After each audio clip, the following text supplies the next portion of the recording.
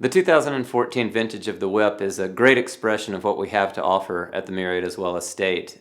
This blend is very fun from a winemaker's perspective. It gives us the opportunity to work with a lot of different plantings. We actually have 6 different varietals in this blend, from Semillon to Chardonnay, Sauvignon Blanc, Muscat, Canelli, Orange Muscat, and even Viognier.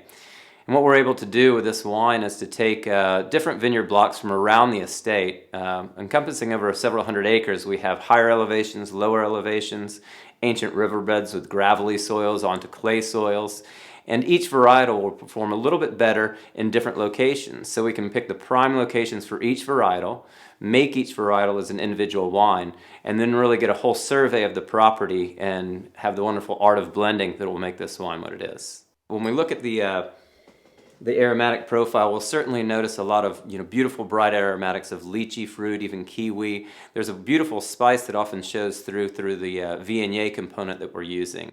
We experience the great acidity of the Sauvignon Blanc, the weight and density of the Chardonnay, and even the beautiful texture that the Semillon has to offer. It really makes this wine complete from top to bottom.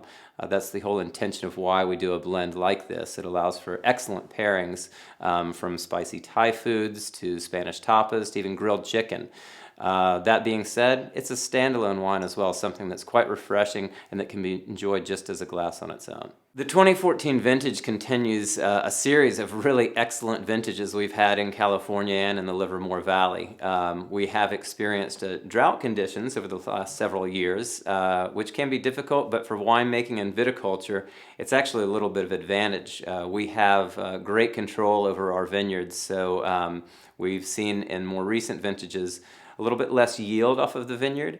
We've seen earlier harvest times and really great growing conditions. So the 2014 vintage continues a few vintages in a row we've had of exceptional growing conditions.